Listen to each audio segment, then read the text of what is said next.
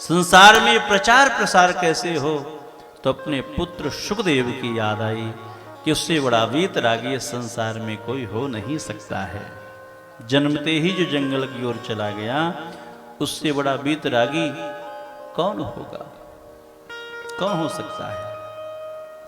और बंधुओं, परम अधिकारी जान करके आज अपने पुत्र सुखदेव को वेदव्यास जी ने भागवत की सप्त संहिता प्रदान की नहीं है।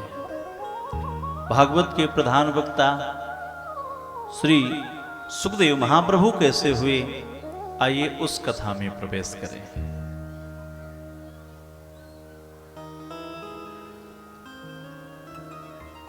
क्योंकि महाराज परीक्षित ने इस कथा को सबसे पहले श्रवण किया और उसी परंपरा से आज हम लोग भी इस कथा को श्रवण कर रहे हैं। सबसे पहले सुखदेव महाप्रभु ने राजा परीक्षित को ही इस कथा को श्रवण करवाया। जब महाभारत युद्ध द्वापर के अंत में समाप्त हुआ, अंतिम युद्ध दुर्योधन और भीमसेन के बीच हुआ। आज भीमसेन ने भगवान की कृपा से, भगवान के इशारे से दुर्योधन की जंघा को तोड़ दिया। धूल धूसरित होकर के दुर्योधन पृथ्वी पर कराहता पड़ा था। अरे मेरी कोई रक्षा करे, मेरी कोई सहायता करे। उसी समय द्रोणाचार्य के पुत्र गुरुपुत्र अश्वत्थामा दुर्योधन के पास आए और दुर्योधन से कहते हैं, मित्र आज तुम्हारी ये दशा मुझसे देखी नहीं जाती।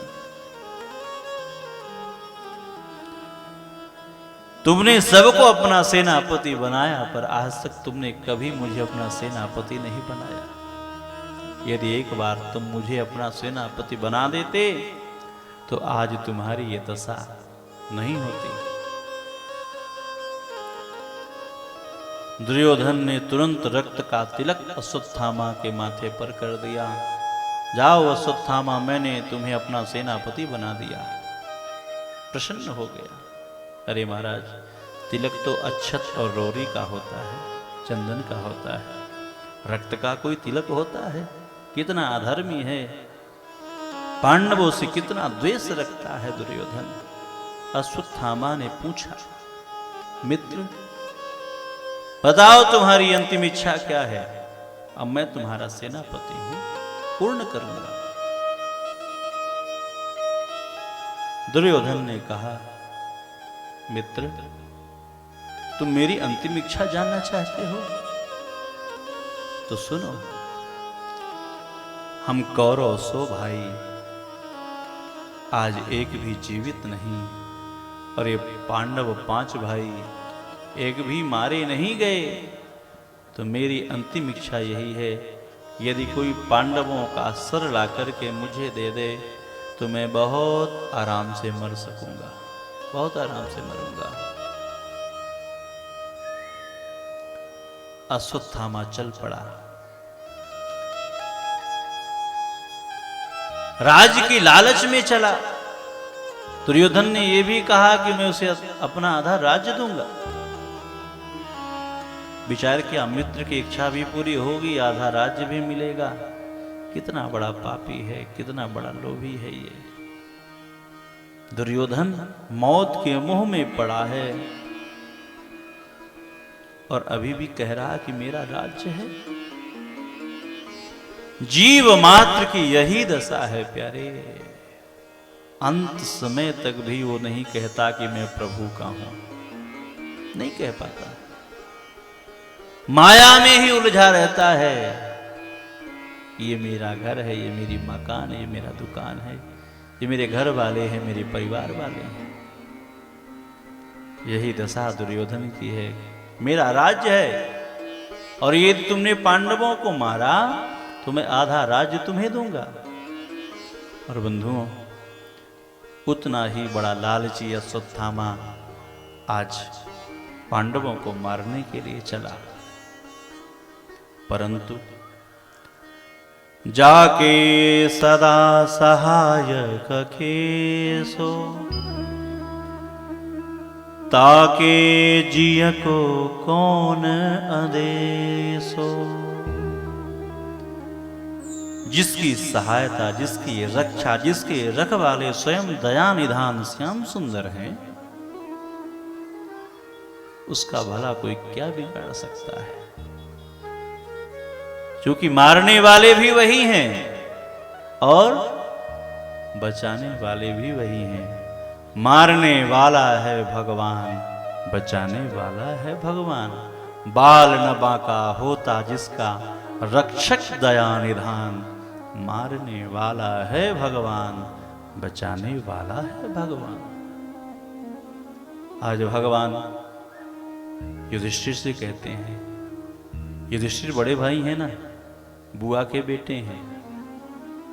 भगवान ने कहा दादा आज आपने महाभारत युद्ध जीता है, इन शिविरों में क्या सोना, आज हम बढ़िया जगह चल के विश्राम करेंगे।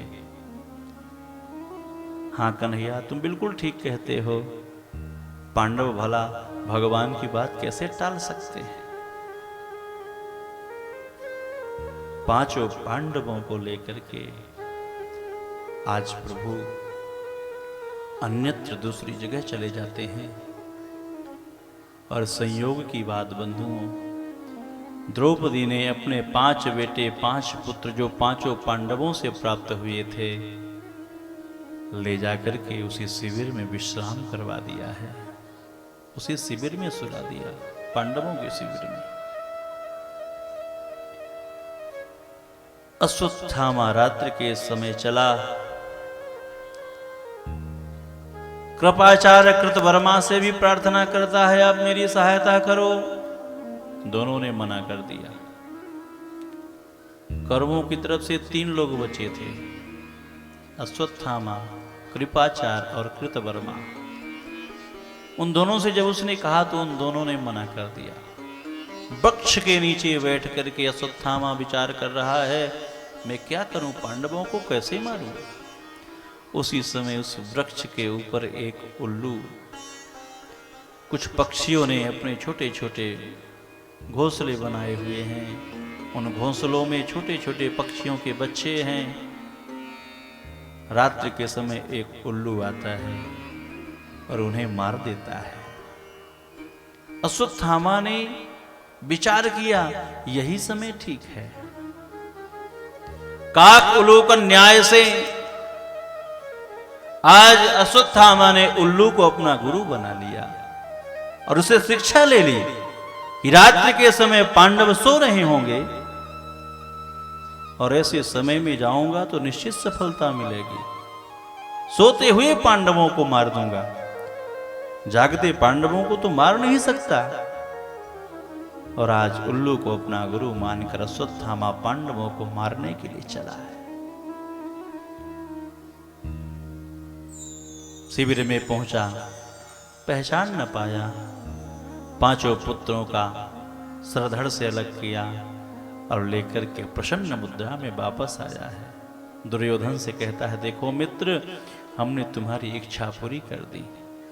तुमने कहा था कि पांडवों को कोई मार दे, उनका सर ला करके दे दे तो मैं बहुत प्रसन्न हो जाऊंगा। देखो जो कार्य बड़े बड़े वीर योद्धा न कर सके, आज वो कार्य मैंने कर दिया। दुर्योधन बहुत प्रसन्न हुआ, वाह मित्र, वाकई तुमने मेरी वो इच्छा पूरी कर दी जो मैंने जन्म से ही अपने मन में पाल रखी थी, पांडवों का सर देखने की, मृत सर देखने की। बहुत प्रसन्न हुआ। लाओ लाओ, भीम का सर कौन सा है, उसी ने मेरी ये दशा की है। भीम के बेटे का सर जरा बड़ा सा था। अश्वत्थामा ने ज्यों ही उसे आगे बढ़ाया, क्रोधवशात दुर्योधन ने जब उस सर को दबाया, कच्चे घड़े की भांति वो सर फूट गया। दुर्योधन समझ गया कि भीम का सर नहीं हो सकता है। ध्यान से देखा तो समझ गया कि पांडव नहीं, पांडव पुत्र मारे गए हैं। बहुत कष्ट हुआ दुर्योधन को। और अश्वत्थामा से दुर्योधन कहता है, अरे दुष्ट, तूने ये क्या कर दिया। मेरी दुश्मनी पांडवों से थी, न कि पांडव पुत्रों से। अब तो हमारे कुल में कोई जल देने वाला भी नहीं रहा, कोई जल देने वाला भी नहीं बचा। और ऐसा कहते हुए आज शोक संतप्त हो करके दुर्योधन ने अपने प्राण त्याग दिए हैं। द्रौपदी नित्य अपने बालकों को जगाया करती थी। छोटे छोटे बालक थे उसके। नित्य की भांति आज भी द्रौपदी जब अपने बालकों को जगाने के लिए शिविर में पहुंची, रक्त रंजित जब उस शिविर को देखा, अपने पुत्रों का सर उसने नहीं पाया तो धड़ाम से पृथ्वी पर गिर पड़ी। हे विधाता, तूने ये क्या कर दिया है? मेरे 5 निरपराधी बालक एक साथ मौत के घाट उतार दिए गए। उनकी क्या गलती थी? करुण क्रंदन सुन करके पांडव भागे भागे आए। अर्जुन ने देखा, समस्त पांडव रुदन करने लगे। अर्जुन ने प्रतिज्ञा की नहीं और द्रौपदी को समझाया, द्रौपदी तो चिंता मत कर, जिस किसी दुष्ट ने ऐसा निंदनीय कार्य किया है मैं उसे मृत्यु दंड दूंगा। मैं ऐसी भीषण प्रतिज्ञा करता हूं। प्रतिज्ञा कर कर अर्जुन कृष्ण को लेकर चल पड़े। अश्वत्थामा ने जब अपनी ओर कृष्ण और अर्जुन को आते हुए देखा तो ब्रह्मास्त्र का प्रयोग कर दिया है, ब्रह्मास्त्र चला दिया है। अर्जुन डर गया और प्रभु से प्रार्थना करने लगा। ब्रह्मास्त्र को देखकर अर्जुन डरा और प्रभु की शरण में गया। कृष्ण कृष्ण महाभागा भक्तानाम भयंकरा त्वमेको दह्यमानानां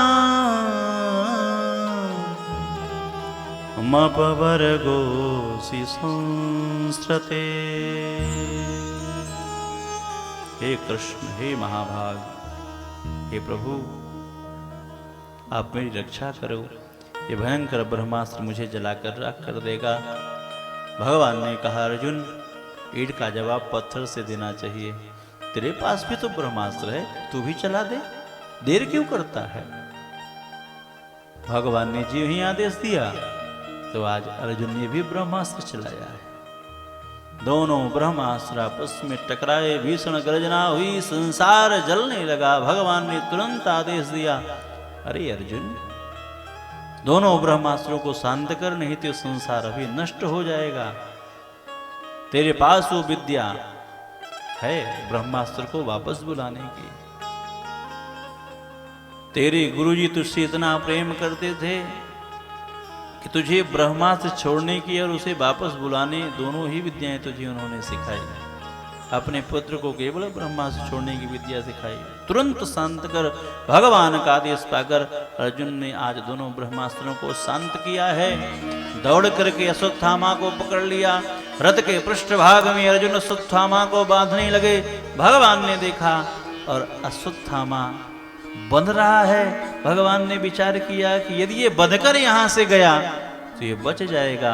अर्जुन से प्रभु ने कहा, अर्जुन, तुझसे बांध रहा है, इसे यदि मारना है तुझे तो यही मार दे। तो द्रौपदी के सामने इसे मार नहीं सकता, क्योंकि वो साक्षात दया की देवी है। अर्जुन ने कहा, नहीं प्रभु, ये उसी का अपराधी है और मैं उसी के सामने ले जाकर के इसे मारूंगा या नहीं मारूंगा, तेरी मर्जी है। बांध करके पशुपत घसीटते हुए आज ज्यों ही द्रौपदी के सामने पहुंचे, निरीक्ष कृष्णा अप्रकृतं गुरोः श्रुतं वाम स्वभाव कृपया नमामचा। निरीक्ष कृष्णा अप्रकृतं गुरोः श्रुतं। भगवान कृष्ण द्रौपदी से इतना प्रेम करते थे प्यारे कि अपनी स्वयं की बहन सुभद्रा को भगवान ने अपना नाम कृष्णा नहीं दिया। पर द्रौपदी से इतना प्रेम प्रभु का कि भगवान ने द्रौपदी को अपना नाम कृष्णा दिया है, तो लोग द्रौपदी को कृष्णा भी कहते हैं। जब उसने देखा ये तो गुरुपुत्र हैं, इन्हें बांध करके लाया गया है, तो तुरंत बंधन खोलने लगी। मुच्यताम मुच्यतामेषु ब्राह्मणो नितराम गुरु। इन्हें छोड़िए, छोड़िए इन्हें, ये आपके गुरुपुत्र हैं, आपको पता नहीं है क्या, आप जानते नहीं हैं क्या? अर्जुन ने कहा, अरे द्रौपदी, इसी ने हमारे 5 पुत्रों को मारा है, ये अपराधी है। द्रौपदी कहती हैं, हे आर्यपुत्र, को न काहू सुख दुख कर दाता, को न काहू सुख दुख कर दाता, को न काहू सुख दुख कर दाता, को न काहू सुख दुख कर दाता, निज कृत कर्म भोग फल दाता, निज कृत कर्म भोग फल दाता, निज कृत कर्म भोग फल दाता, निज कृत कर्म भोग फल दाता, को न काहू दुख कर दाता, को न काहू सुख दुख कर दाता। न कोई किसी को सुख देने वाला है, न दुख देने वाला है, वो तो सब विधाता का लेख है। और मैंने अपने पुत्र को खोया है, तो पुत्र को खोने का कष्ट एक माँ को कितना होता है वो मैं अनुभव कर रही हूं। तो क्या यही कष्ट, यही दुख आप अपनी गुरु माँ को भी देना चाहते हैं? छोड़िए इन्हें। द्रौपदी की बात का समर्थन आज महाराज युधिष्ठिर ने किया। भीमसेन तो बिल्कुल अलग थे, वो तो मारने के पक्ष में थे। ऐसे में अर्जुन ने प्रभु से पूछा कि भगवान मैं क्या करूं? एक भाई कह रहे हैं मार दो, एक भाई कह रहे हैं छोड़ दो, तो मैं करूं तो करूं क्या? भगवान ने कहा, अर्जुन, ब्राह्मण को कभी भी नहीं मारना चाहिए, तो चाहे कितना भी बड़ा अपराधी क्यों हो। और हाँ सुनो, जो बालकों का हत्यारा हो उसे छोड़ना भी नहीं चाहिए। भीमसेन ने कहा, वाह प्रभु, आप जैसे 2-4 और संसार में आ जावें तो संसार का तो कल्याण हो जाएगा। कभी तो सीधी बातें किया करो, जैसे टेढ़े हो वैसे बातें भी हमेशा टेढ़ी ही करते हो। पर अर्जुन समझ गया, गीता का ज्ञान पा चुका है अर्जुन, शिष्य बन करके, तो भगवान ने आज गुरुजी बन करके परीक्षा ले ली। वपनम द्रविणादानम स्थान निर्यापणम तथा एस ही ब्रह्म बंधूनाम बधो नाने स्थिदेहि कहा। यदि ब्राह्मण को विषसभा से अपमानित करके धक्के मार करके निकाल दिया जाए तो ब्राह्मण बध के समान होता है। आज अर्जुन ने यही किया। मस्तक पर मणि थी, उसे निकाल लिया, शिखा का छेदन कर लिया और धक्के मार करके बाहर निकाल दिया गया। बंधु, अर्जुन के वचनों की रक्षा हुई, ब्राह्मण के प्राण भी बचे। भगवान ने सब ठीक कर दिया और आज प्रभु द्वारिका जाने के लिए तैयार हुए। तो वही अश्वत्थामा मन में विचार करता है कि यदि मैं उत्तरा के गर्भ से शिशु को भी नष्ट कर दूं, उसे मार दूं, तो पांडवों के यहां कोई जल देने वाला नहीं बचेगा। जाता कभी न स्वभाव खल का, काला कंबल लाख धुला लो, रंग न होता हल्का। दुष्ट का स्वभाव कभी बदल नहीं सकता। प्राण बचे हैं पर बदला लेने की भावना उसके अंदर से गई नहीं। अभिमन्यु की पत्नी है उत्तरा, जो अभिमन्यु वीर गति को प्राप्त हो गए हैं। उत्तरा के गर्भ में बालक पल रहा है और उसे मारने की दृष्टि से आज अश्वत्थामा ने उसके गर्भ में ब्रह्मास्त्र का प्रयोग किया।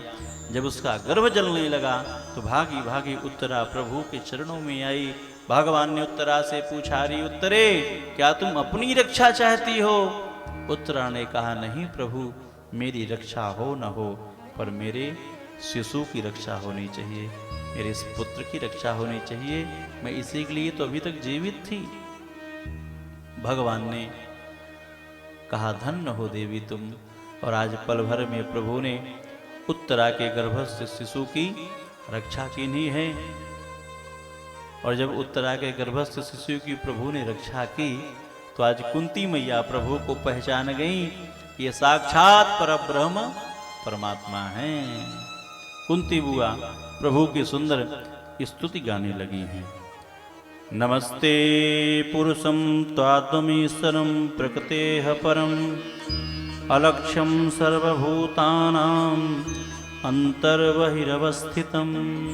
हे प्रभु नमस्ते, मैं आपके चरणों में प्रणाम कर रही हूँ। भगवान ने कहा, अरे बुआ, आप भतीजे को प्रणाम कर रही हो, नोचितम, ये बिल्कुल उचित नहीं है। कुंती बुआ कहती हैं, प्रभु मैं किसी भतीजे को नहीं, मैं तो साक्षात परब्रह्म परमात्मा को प्रणाम कर रही हूँ। भगवान ने कुंती बुआ से कहा, तो आज तक क्यों नहीं किया? सारा जीवन निकल गया, चला चली का समय और अंत समय में। कुंती बुआ कहती हैं, प्रभु आज तक मेरी आंखों के सामने माया का पर्दा पड़ा हुआ था, इसलिए आज तक मैंने आपको पहचाना नहीं, पर आज मेरी आंखों के सामने से वो माया का पर्दा हट गया है और मैंने आपको पहचान लिया है। खूब जाना है मगर अनजान बने बैठे हैं, खूब जाना है मगर अनजान बने बैठे हैं, आप में आप और पर्दा ढके बैठे हैं। हे प्रभु, मैंने आज आपको पहचान लिया है। कृष्णाय वासुदेवाय देवकी नंदनाय च नंद गोप कुमाराय गोविंदाय नमो नमः। आज कुंती बुआ भगवान की दिव्य स्तुति गाती हैं और कुंती बुआ कहती हैं कि प्रभु आज आपसे मैं कुछ मांगना चाहती हूँ। भगवान ने कहा, मांगो बुआ, क्या चाहिए तुमको? कुंती बुआ कहती हैं कि हे प्रभु, आज मुझे आप कष्ट दे दो, विपत्ति दे दो, दुख दे दो।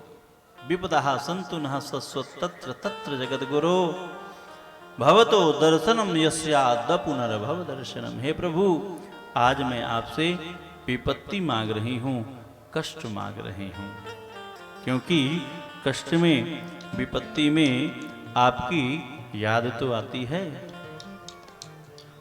सुख में तो आपको लोग भूल ही जाते हैं, पर दुख में हे प्रभु हर पर आपकी याद आती है। तो हे भगवान, आप मुझे विपत्ति दे दो, आप मुझे कष्ट दे दो। सुख के माथे सिल पड़े जो हरि हृदय से जा, बलिहारी वा दुख की